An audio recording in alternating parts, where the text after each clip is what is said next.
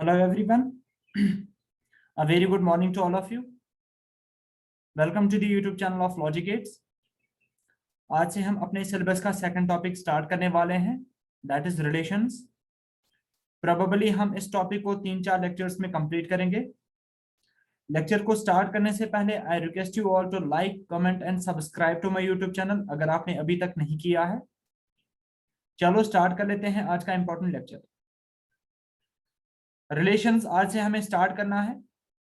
Relations को पढ़ने से पहले we must have the basic understanding of the Cartesian product. होता क्या है कार्टेशियन प्रोडक्ट, पहले हम इसके बारे में बात करेंगे. This is one of the main operations that we perform on sets. लेकिन वहां पे मैंने इसको जानबूझ के स्किप किया था बिकॉज मुझे पता थी कि ये रिलेशन के साथ रिलेटेड है, तो दैट इज व्हाई अब हम इसको यहाँ पे ही डिस्कस करेंगे. कार्टेशियन प्रोडक्ट के रिलेटेड मैंने यहाँ पे बहुत सारे थियोरेटिकल पॉइंट्स लिखे हुए हैं.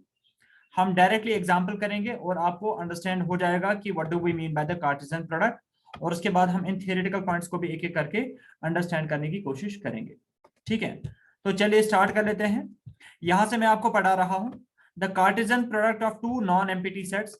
सपोज अगर हमारे पास दो नॉन एम्प्टी सेट्स हैं. नॉन एम्प्टी सेट्स मतलब हो गया वो सेट्स जिनमें कुछ एलिमेंट्स होंगे जो कि एम्प्टी नहीं होंगे. Suppose the two non empty sets are A and B. ठीक है, और जो कार्टेशियन प्रोडक्ट होता है उसको हम डिनोट करते हैं ए क्रॉस बी से. इसको हम कभी कभी क्रॉस प्रोडक्ट भी बोलते हैं और कभी कभी हम इसको प्रोडक्ट सेट भी बोलते हैं. Product set of A and B भी बोलते हैं. और ये हमें क्या देता है, जब हम कार्टेशियन प्रोडक्ट करते हैं किसी भी दो सेट्स के बीच में, तो वहां से हमें ऑर्डर्ड पेयर्स निकल के आ जाते हैं. ना what do we mean by ordered pair, ये आपको अभी एग्जांपल से समझ में आ जाएगा. सच दैट इसमें जो ऑर्डर्ड पेयर होगा उसका जो पहला एलिमेंट होगा वो पहले सेट में से बिलोंग कर रहा होगा, और जो दूसरा एलिमेंट होगा वो दूसरे सेट में से बिलोंग कर रहा होगा. अब इसको मैंने यहाँ पे एज इट इज लिख दिया हुआ है. ठीक है, अब आप क्या कर सकते हो, let me take an example. For example consider two non empty sets A and B. हमारे पास दो नॉन एम्प्टी सेट्स आ रहे हैं ए एंड बी, और ए में जो एलिमेंट्स आ रहे हैं सपोज A1 A2 A3, और बी में जो एलिमेंट्स आ रहे हैं सपोज B1 B2 B3. अब हमें क्या करना है, इनका कार्टेशियन प्रोडक्ट निकालना है. तो कैसे डिनोट करते हैं हम, ए क्रॉस बी से हम उनको क्या करते हैं, डिनोट करते हैं. ठीक है, तो व्हाट नेक्स्ट, यहाँ पे हमें ऑर्डर्ड पेयर्स निकालने हैं.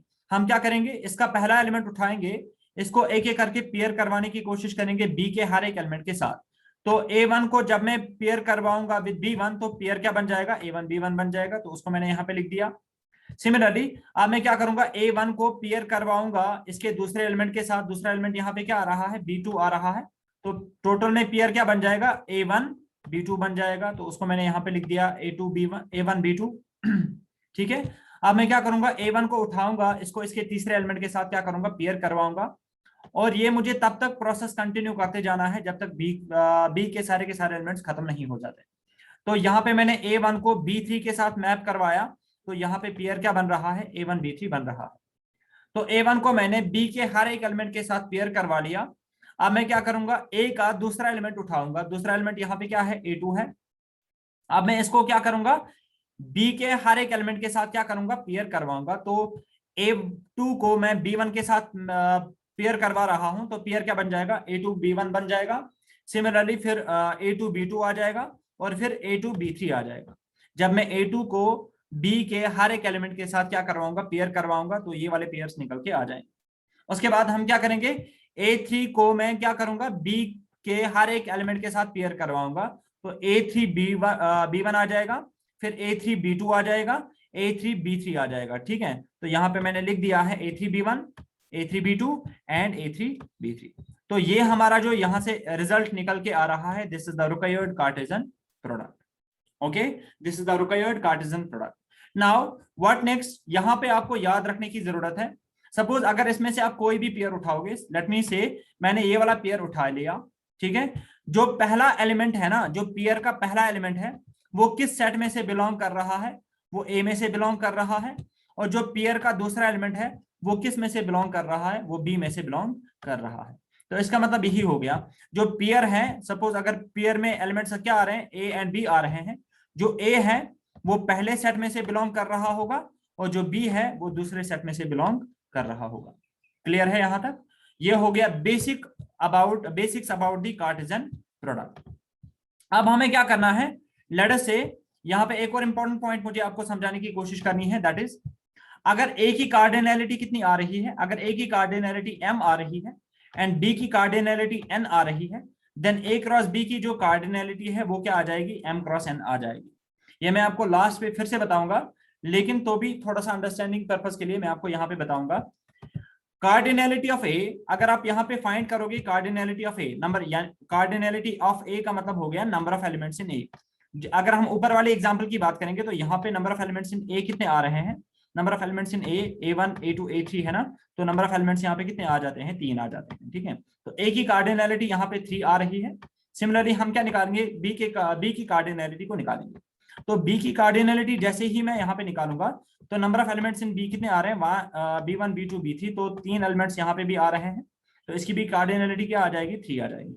ठीक है, अब अगर हम cardinality of A cross B निकालेंगे, A क्रॉस B में कितने पेयर्स बन जाएंगे। ठीक है, A क्रॉस B में हमारे पास क्या होते हैं, पेयर्स होते हैं। ठीक है, अब अगर हम यहाँ पे पेयर्स फाइंड करने की कोशिश करेंगे तो वो किसके बराबर होते हैं, वो होते बराबर m क्रॉस n, यानी कि cardinality of A into cardinality of B।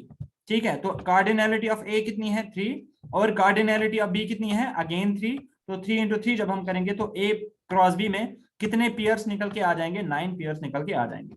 और अगर आप यहाँ पे काउंट करोगे 1 2 3 4 5 6 7 8 एंड 9, तो आप देख सकते हो कार्टेशियन प्रोडक्ट में कितने पेयर्स निकल के आ रहे हैं, 9 पेयर्स निकल के आ रहे हैं। ठीक है, अब आप आगे बात करते हैं इसके बारे में, आगे जाते हैं। एक और एग्जांपल मैंने यहाँ पे ले ली है। ठीक है, अब हम इसको भी थोड़ा सा देखने की कोशिश करते हैं कि होता क्या है। सपोज हमारे पास एक बार फिर से 2 सेट्स आ रहे हैं, एक सेट है ए, उसमें एलिमेंट्स मैंने ले लिए हैं 1, 2, और उसके बाद दूसरा सेट आ रहा है बी, उसमें मैंने एलिमेंट्स ले लिए हैं ए बी एंड सी। अब अगर हम यहाँ पे फिर से कार्टेशियन प्रोडक्ट निकालेंगे तो कार्टेशियन प्रोडक्ट को हम किससे रिप्रेजेंट करते हैं, ए क्रॉस बी से रिप्रेजेंट करते हैं, तो मैंने यहाँ पे लिख दिया ए क्रॉस बी। उसके बाद हम क्या करेंगे, ए का पहला एलिमेंट उठाएंगे, इसको इसके साथ हर एक एलिमेंट के साथ क्या करवाएंगे, पेयर करवाने की कोशिश करेंगे। 1 को ए के साथ भी पेयर करेंगे, 1 को बी के साथ भी पेयर करेंगे, और 1 को सी के साथ भी पेयर करेंगे। तो पेयर्स क्या आ जाएंगे, 1, A मींस 1 को ए के साथ पेयर करवा लिया, 1, B 1 को बी के साथ भी पेयर करवा लिया, 1, C 1 को सी के साथ भी पेयर करवा लिया। ठीक है, अब उसके बाद क्या उठाएंगे, हम बी का दूसरा एलिमेंट उठाएंगे, इसको हर एक एलिमेंट के साथ क्या करेंगे, अगेन पेयर करने की कोशिश करेंगे बी के हर एक एलिमेंट के साथ। तो क्या आ जाएगा, 2 को ए के साथ पेयर करवाएंगे तो क्या बनेगा 2, A, 2 को बी के साथ पेयर करवाएंगे तो बनेगा 2, B, 2 को सी के साथ पेयर करवाएंगे तो पेयर क्या बन जाएगा, 2, C बन जाएगा। क्लियर है, तो ये हो गया हमारा रिक्वायर्ड कार्टेशियन प्रोडक्ट। ठीक है, मैं आपको अभी बताऊंगा कि how it is related with the relations. ठीक है, तो कार्टेशियन प्रोडक्ट चाहे आप ऐसे लिखो, ठीक है, आप इसको इस तरीके से भी लिख सकते हो। ठीक है, आप इसको इस तरीके से भी रिप्रेजेंट कर सकते हो। हमारे पास यहाँ पे कितने सेट्स आ रहे हैं, 2 सेट्स आ रहे हैं, एक सेट है ए और दूसरा सेट क्या है बी। ठीक है, और ए में एलिमेंट्स क्या आ रहे हैं 1, 2, तो यहाँ पे मैंने लिख दिया ए में एलिमेंट्स आ रहे हैं 1 and 2। ठीक है, और बी में एलिमेंट्स क्या आ रहे हैं ए बी सी, तो मैंने लिख दिया बी में एलिमेंट्स आ रहे हैं ए बी एंड सी। अब जब हमने इसको कार्टेशियन प्रोडक्ट कर लिया तो आप देख सकते हो यहाँ पे हमने क्या किया है, 1 को पेयर किया है ए के साथ। ठीक है, तो मैंने यहाँ पे क्या करवा लिया, इस तरीके से मैंने एरो शो करवा लिया, that means 1 is related with A, यानी कि 1 इज पेयर्ड विद ए। उसके बाद मैंने क्या किया है, 1 को बी के साथ पेयर किया है, तो मैंने यहाँ पे एक और एरो शो किया that 1 is paired with B और 1 इज रिलेटेड विद सी या पेयर्ड विद सी। ठीक है, similarly 2 is paired with A, 2 is paired with B and 2 is paired with C. चाहे आप इसको इस तरीके से रिप्रेजेंट करोगे या इस तरीके से रिप्रेजेंट करोगे, दोनों में कोई फर्क नहीं है। ठीक है, नेक्स्ट पॉइंट जो कि आपको नेसेसरली पता होना चाहिए, जब भी अभी मैंने आपको जब डेफिनेशन बताई थी, मैंने आपको बताया जो कार्टेशियन प्रोडक्ट होता है उसमें ऑर्डर्ड पेयर्स होते हैं। ठीक है, वो क्या होता है, ऑर्डर्ड पेयर्स इसमें आ जाते हैं। ऑर्डर्ड पेयर्स का मतलब क्या हो गया, जो भी आप यहाँ पे एक पेयर उठाओगे इसकी जो ऑर्डरिंग है वो मैटर करती है। मतलब क्या हो गया, यहाँ पे अगर हमारे पास एक पेयर आ रहा है 1, A, 1, A, तो 1, A के बदले आप कभी भी A, 1 नहीं लिख सकते। क्यों, क्योंकि यहाँ पे मैंने आपको अभी बताया ये ऑर्डर्ड पेयर्स होते हैं। दैट मींस यहाँ पे जो ऑर्डरिंग होती है ना वो मैटर करती है। हमें पहले लिखना होगा कि 1 जो है वो पहले सेट में से बिलोंग कर रहा है और ए जो है वो दूसरे सेट में से बिलोंग कर रहा है। इसके बदले हम कभी भी A, 1 नहीं लिख सकते, क्योंकि यहाँ पे इनकी जो ऑर्डरिंग है वो बहुत ज्यादा मैटर करती है। That is why we say these are the ordered pairs. Okay, ये जो पेयर्स होते हैं वो क्या होते हैं, ऑर्डर्ड होते हैं। इनकी जो ऑर्डरिंग होती है वो मैटर करती है। अगर हम इसके बदले 1, A के बदले A, 1 लिखने की कोशिश करेंगे तो हमारा आंसर जो है वो गलत हो जाएगा। ठीक है, और उसके बाद next point, Cartesian product is not commutative. Commutative मतलब हो गया, कम्यूटेटिव प्रॉपर्टी आपने पढ़ा होगा। अगर आप सपोज A इंटू बी करते हो, A इंटू बी करते, या सपोज अगर आप 1 इंटू 2 करते हो, या से 4 इंटू 3 करते हो, 4 इंटू 3 करते हो, तो 4 3 कितना आ जाएगा, 12 आ जाएगा। अगर आप 3 इंटू 4 भी करोगे ना, 3 इंटू 4 भी करोगे तो वो भी क्या आ जाता है, वो भी 12 ही आ जाता है। तो यहाँ पे आपने देखा, चाहे आप 4 इंटू 3 करो या 3 इंटू 4 करो, यहाँ पे इन जो प्रोडक्ट है ना, ये क्या होता है, कम्यूटेटिव होता है। मतलब चाहे आप पहले कौन सा एलिमेंट लिखोगे, बाद में कौन सा एलिमेंट लिखोगे, इसमें कोई फर्क नहीं पड़ता है। ठीक है, लेकिन in case of Cartesian product ऐसा नहीं होता है। ठीक है, अगर आपको A क्रॉस B करना है तो इससे आपको एक किस्म के पेयर्स मिल जाएंगे। यहाँ पे आपको पेयर्स मिल जाएंगे 1, A, 1, B, 1, C, 2, A, 2, B, 2, C। अगर आप B क्रॉस A करोगे ना तो यहाँ पे पेयर सारे के सारे क्या हो जाएंगे, चेंज हो जाएंगे। एज एन एग्जांपल, अगर आप B को A के साथ पेयर करोगे तो यहाँ पे पहला पेयर जो आ जाएगा वो क्या आ जाएगा, वो आ जाएगा A, 1।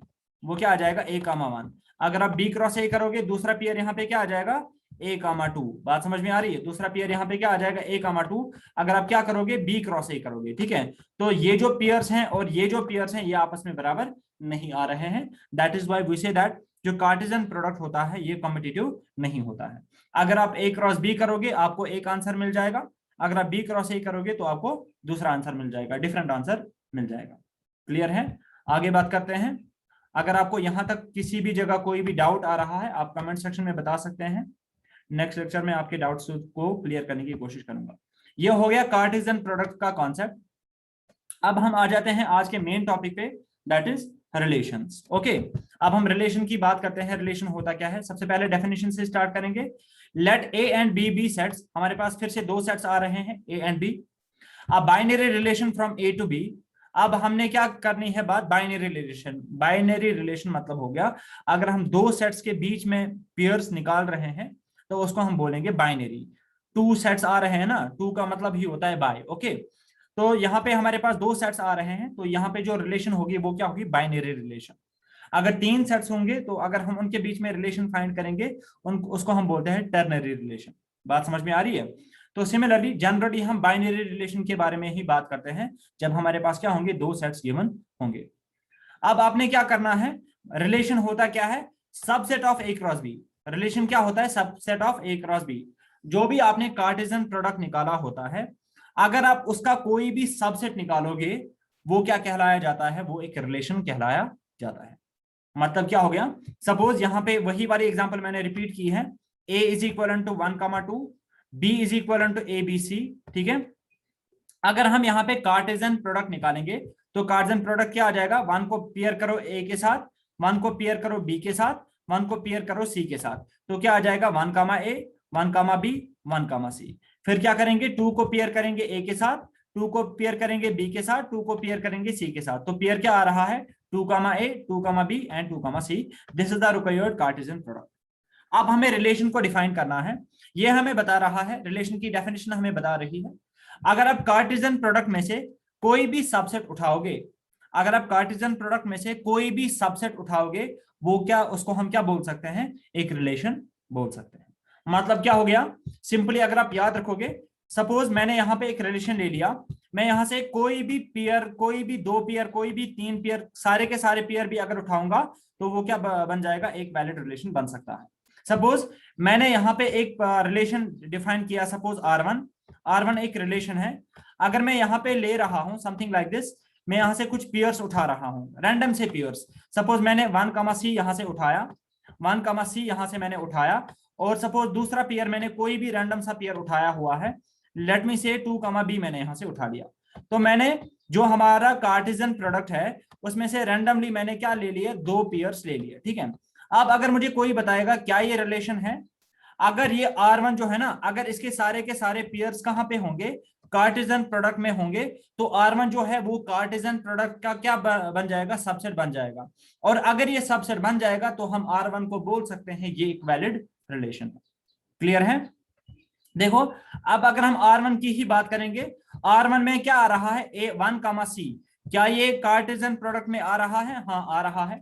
तो 2 कामा B, क्या ये कार्टेशियन प्रोडक्ट में आ रहा है? हाँ बिल्कुल आ रहा है।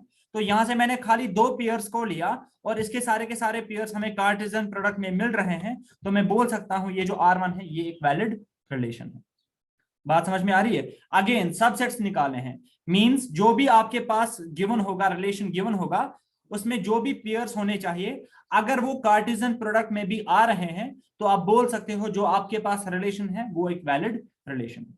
सपोज अगर मैं यहां पे एक और रिलेशन ले रहा हूं, सपोज R2, मैं यहां पे रिलेशन ले रहा हूं R2, सपोज यहां से मैंने एक पेयर उठाया, सपोज मैंने 1 कामा B एक पेयर यहां से उठा लिया, ठीक है, 1 कामा B यहां से मैंने एक पेयर उठा लिया, और यहां से मैं कुछ इस तरीके से ले रहा हूं, सपोज 3 कामा A मैं यहां से कुछ और ले रहा हूं, या 3 कामा B यहां से मैं एक और पेयर उठा रहा हूं, ठीक है। अब मुझे चेक करना है क्या ये एक वैलिड रिलेशन है। मैं देखूंगा जो हमारा कार्टेशियन प्रोडक्ट है, क्या इसके सारे के सारे पेयर्स हमें कार्टेशियन प्रोडक्ट में मिल रहे हैं। 1 कामा B मैं देखूंगा, हाँ जी 1 कामा B तो है। उसके बाद 3 कामा B, अगर आप देखोगे 3 कामा B जो है वो हमारे कार्टेशियन प्रोडक्ट में नहीं आ रहा है, तो हम बोल सकते हैं R2 जो है ये एक वैलिड रिलेशन नहीं है। बात समझ में आ रही है? तो हम नहीं बोल सकते R2 को ये क्या है, एक रिलेशन। ठीक है, तो रिलेशन का मतलब क्या हो गया, आप चाहे कार्टेशियन प्रोडक्ट का एक पेयर उठाओगे, 2 पेयर उठाओगे, 3 पेयर उठाओगे, सारे के सारे पेयर्स उठाओगे ना, अगर वो सारे के सारे पेयर्स कार्टेशियन प्रोडक्ट में बिलोंग कर रहे हैं तो आप बोल सकते हो ये क्या है, ये एक वैलिड रिलेशन है। ठीक है, तो सिंपली जो हमारा कार्टेशियन, आप देख सकते हो कि how much relations are related with the Cartesian product. Okay, तो सिंपली अगर कार्टेशियन प्रोडक्ट गिवन होगा, सपोज यहां से मैं क्या कर रहा हूं, एक रिलेशन आ रहा है R2 आ रहा है, अभी मैं इसको नहीं बोल सकता रिलेशन, सपोज R2 में ले रहा हूं, यहां पे मैं ले रहा हूं कोई सा भी पेयर, सपोज मैंने एक ही पेयर यहां से उठा लिया, 2 कामा C सपोज पेयर यहां से मैंने उठा लिया, क्या ये एक वैलिड रिलेशन है? हम चेक करेंगे क्या ये इसका सबसेट, क्या ये जो R2 है क्या ये A क्रॉस B का सबसेट बन रहा है। हमें क्या चेक करना है, R2 के सारे पेयर जो है वो कार्टेशियन प्रोडक्ट में होने चाहिए।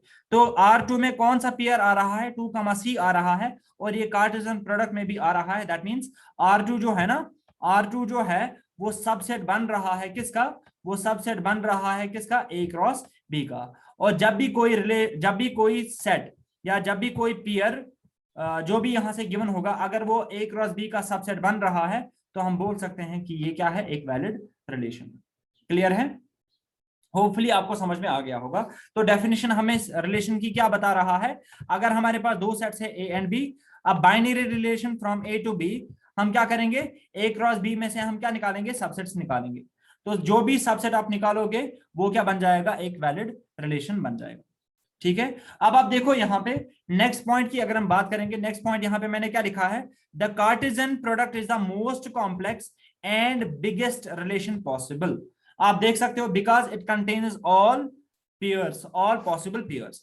अब ये कार्टेशियन प्रोडक्ट है, अगर मैं इसके सारे के सारे पेयर्स उठाऊंगा, सपोज R एक यहाँ पे रिलेशन आ रहा है, अभी मैं इसको रिलेशन नहीं बोल सकता, लेकिन आप देखो अगर मैं इसके सारे के सारे पेयर्स उठाऊंगा, पहला पेयर क्या आ रहा है, 1 कामा A, उसको मैंने उठा लिया, और दूसरा पेयर क्या आ रहा है, 1 कामा B, उसको भी मैंने उठा लिया, और तीसरा पेयर क्या आ रहा है, 1 कामा C, उसको भी मैंने उठा लिया। ठीक है, 1 कामा C इसको भी मैंने उठा लिया, और उसके बाद आ रहा है 2 comma A, 2 comma B and 2 comma C। Suppose 2 comma A आ रहा है, इसको भी मैंने उठा लिया, और उसके बाद आ रहा है 2 comma B and 2 comma C। Let me write it first, 2 comma B and last pair क्या आ रहा है, 2 कामा C, 2 कामा C। क्या ये इसका सबसेट बन रहा है, जो R है, क्या ये A क्रॉस B का सबसेट बन रहा है? यस, ऑब्वियस सी बात है, ये भी इसका क्या बन रहा है, सबसेट बन रहा है, क्योंकि R में जितने भी पेयर्स आ रहे हैं वो सारे के सारे पेयर्स हमें कहां पे मिल रहे हैं, A क्रॉस B में भी मिल रहे हैं। तो R जो है, R किसका सबसेट बन रहा है, अगेन R जो है वो A क्रॉस B का क्या बन रहा है, सबसेट बन रहा है। तो ये जो R है ना, ये क्या बन जाएगा, ये भी एक वैलिड रिलेशन है, ये भी एक क्या है, वैलिड रिलेशन है, और this is the biggest relation possible. ये क्या है, बिगेस्ट रिलेशन पॉसिबल है। आर यहाँ पे किसके बराबर आ रहा है, आर यहाँ पे ए क्रॉस बी के बराबर आ रहा है। That is why I have written the Cartesian product. जो कार्टेशियन प्रोडक्ट होता है ना, इज द मोस्ट कॉम्प्लेक्स, ये सबसे कॉम्प्लेक्स क्यों, क्योंकि इसमें सारे के सारे पेयर्स हम कंसिडर कर रहे हैं, and is the biggest relation possible. अगर हम इसके सारे पेयर्स उठाएंगे तो ये क्या बन जाती है, सबसे बड़ी रिलेशन बन जाती है, ठीक है। और ये एक वैलिड रिलेशन है, क्योंकि अगर हम सारे पेयर्स को भी उठाएंगे, इसके सारे के सारे पेयर जो है वो हमें कार्टेशियन प्रोडक्ट में मिल रहे हैं, then we can say that R is a subset of A cross B, hence R क्या बन रहा है, एक वैलिड रिलेशन बन रहा है, और ये क्या है, बिगेस्ट रिलेशन पॉसिबल, ठीक है। नेक्स्ट पॉइंट क्या लिखा गया है, the smallest relation possible is 5। अब अगर आप देखोगे यहाँ पे बिगेस्ट रिलेशनशिप तो हमें समझ में आ गया। अब अगर हम स्मॉलेस्ट रिलेशन की बात करेंगे, मैं यहाँ पे R ले रहा हूं, और यहाँ पे मैंने R में कोई भी एलिमेंट या कोई भी पेयर नहीं लिया, ठीक है। R में मैंने कोई भी पेयर नहीं लिया, तो इसको हम क्या बोलेंगे, ये एक नल सेट है, इसमें कोई भी पेयर नहीं है, तो ये क्या बन जाएगा, एक नल सेट बन जाएगा। और क्या ये A क्रॉस B का सबसेट आ जाएगा, हाँ ऑब्वियस ही बात है, क्योंकि we know that null set is a subset of every set. Null set जो है वो A क्रॉस B का भी क्या होगा, सबसेट होगा, क्योंकि नल सेट दुनिया के हर एक सेट का क्या होता है, सबसेट होता है। तो ये क्या बन जाती है, तो क्या ये R वैलिड रिलेशन है, हाँ बिल्कुल R क्या है, एक वैलिड रिलेशन है। और ये क्या है, this is the smallest relation possible, ये सबसे छोटी रिलेशन बन सकती है। बात समझ में आ गई। उसके बाद व्हाट नेक्स्ट, नेक्स्ट पॉइंट मैंने आपको क्या बताया, अभी अभी मैंने आपको बताया, अगर A की कार्डिनैलिटी M है, B की कार्डिनैलिटी N है, देन A क्रॉस B की कार्डिनैलिटी कितनी आती है, M क्रॉस N, जो कि अभी अभी थोड़ी देर पहले ही मैंने आपको बताया। A की cardinality in this example, A की कार्डिनैलिटी कितनी आ रही है, एक बार फिर से मैं बताऊंगा, A की कार्डिनैलिटी यहाँ पे number of elements in A, number of elements in A 1, 2 means 2 elements आ रहे हैं, okay. Number of elements in B, B की कार्डिनैलिटी यहाँ पे कितनी आ रही है, B की कार्डिनैलिटी आ रही है A B C means 3 elements आ रहे हैं, B की कार्डिनैलिटी आ रही है 3, ठीक है। तो A क्रॉस B की कार्डिनैलिटी कितनी बन जाएगी, A क्रॉस B की कार्डिनैलिटी को अगर हम फाइंड करेंगे तो वो किसके बराबर आ जाएगा, M क्रॉस N के बराबर आ जाएगा, यानी कि 2 क्रॉस 3, M का वैल्यू यहाँ पे है 2 और N का वैल्यू यहाँ पे कितना आ रहा है 3, ठीक है। तो 2 क्रॉस 3 जब हम करेंगे तो that turns out to be 6, ठीक है। तो यहाँ पे कितने ऑर्डर्ड पेयर्स आ जाएंगे A क्रॉस B में, 6, ठीक है। तो आप काउंट भी कर सकते हो, 1 2 3 4 5 एंड 6। तो यहाँ पे A क्रॉस B में कितने पेयर्स आ रहे हैं, 6 पेयर्स आ रहे हैं, ठीक है। यहां तक तो हमें समझ में आ गया। Now most important point, the number of the maximum number of subsets possible. अब अगर आपको कोई बताएगा कि अगर हमारे पास ये एक सेट है, अगर हमारे पास ये एक सेट है, तो यहाँ पे कितने सबसेट्स बन सकते हैं, again the same formula we have to use, ठीक है। फॉर्मूला क्या है, मैंने आपको बताया, मैक्सिमम नंबर ऑफ सबसेट्स, सारे के सारे पॉसिबल सबसेट्स को निकालने के लिए हम एक फॉर्मूला का यूज करते हैं। सपोज मैंने आपको जब सेट थ्योरी में पढ़ाया था, अगर कार्डिनैलिटी ऑफ ए कितनी है, अगर कार्डिनैलिटी ऑफ ए कितनी है n, तो नंबर ऑफ सबसेट्स यहाँ पे कितने बन सकते हैं, जब मैंने पावर सेट का कॉन्सेप्ट आपको बताया था, ठीक है। नंबर ऑफ पॉसिबल सबसेट्स कितने बन सकते हैं, यहाँ पे नंबर ऑफ सबसेट्स बन सकते हैं 2 रेज़ पावर n, ठीक है, जो हमने पावर सेट के टाइम पे पढ़ा था। और क्योंकि हमें पता है पावर सेट में क्या होते हैं, सारे के सारे सबसेट्स होते हैं, तो मैक्सिमम नंबर ऑफ सबसेट्स यहाँ पे कितने बन सकते हैं, 2 रेज़ पावर n बन सकते हैं, ठीक है। और यहाँ पे अगर आप देखोगे, यहाँ पे हमारे पास A क्रॉस B है, A के बदले यहाँ पे क्या आ रहा है, A क्रॉस B आ रहा है, और यहाँ पे इसमें कितने एलिमेंट्स आ रहे हैं, कितने पेयर्स आ रहे हैं, 1 2, ठीक है, 3 4 5 एंड 6, ठीक है। तो यहाँ पे cardinality of A cross B, यहाँ पे हम A के बदले क्या ले रहे हैं, A क्रॉस B ले रहे हैं, ठीक है। तो A क्रॉस B की जो कार्डिनैलिटी यहाँ पे निकल के आ रही है, that turns out to be 6, वो किसके बराबर आ रही है, 6 के बराबर आ रही है। और 6 हमने कैसे निकाला हुआ है, M क्रॉस N करके, M क्रॉस N करके। अभी अभी मैंने आपको जो बताया, cardinality of A is equal to 2, ठीक है, M का वैल्यू यहाँ पे कितना आ रहा है 2, और कार्डिनैलिटी ऑफ N कितना आ रहा है 3, तो 2 क्रॉस 3 जब हमने किया था तो आंसर क्या आया था, 6 आया था, ठीक है। चाहे आप यहाँ पे 6 लिखो, चाहे आप यहाँ पे 2 क्रॉस 3 लिखो, या चाहे आप यहाँ पे क्या लिखो, M क्रॉस N लिखो, उसे कोई फर्क नहीं पड़ेगा, ठीक है। और अगर हमें यहाँ पे नंबर ऑफ सबसेट्स निकालने होंगे, अगर हमें यहाँ पे क्या निकालने होंगे, नंबर ऑफ सबसेट्स निकालने होंगे, तो वो किसके बराबर आ जाएंगे, वो आ जाएंगे 2⁻6। वो किसके बराबर आ जाएंगे, 2⁻6। यहाँ पे कार्डिनलिटी ऑफ ए n था, यहाँ पे cardinality of A cross B कितना आ रहा है, 6 आ रहा है। तो 2⁻n, तो 2⁻n के बदले यहाँ पे वैल्यू क्या आ रहा है, 6 आ रहा है। ठीक है, तो 2⁻6 इतने यहाँ पे क्या आ जाएंगे, 2⁻6 जब हम करेंगे तो वो 64 निकल के आ रहे हैं। तो यहाँ पे कितने सबसेट्स बन सकते हैं, 64 बन सकते हैं, 2⁻6। और 6 हमने कहां से निकाला हुआ है, 6 हमने निकाला था by using multiplication of m cross n। ठीक है, तो इसके बदले मैं क्या लिख सकता हूं, m क्रॉस n भी लिख सकता हूं यहाँ पे। दैट इज वाई यहाँ पे मैंने क्या लिखा हुआ है, the maximum number of subsets possible is equal to 2⁻m cross n। m cross n is the cardinality of a cross b। m cross n क्या है, कार्डिनलिटी किसकी, a क्रॉस b की। ठीक है, होपफुली यहां तक आपको चीजें जो है वो क्लियर हो गई होगी। इनकेस अगर आपको कहीं पे कोई भी डाउट आ रहा है, आप कमेंट सेक्शन में मेंशन करो। जैसे ही मैं नेक्स्ट लेक्चर लाऊंगा इसके रिलेटेड, मैं आपके डाउट्स को क्लियर करने की कोशिश करूंगा। ठीक है, तो आज के लिए हम इतना ही रख लेते हैं, मिलते हैं कल के लेक्चर में। Till then take care and thanks for watching this lecture.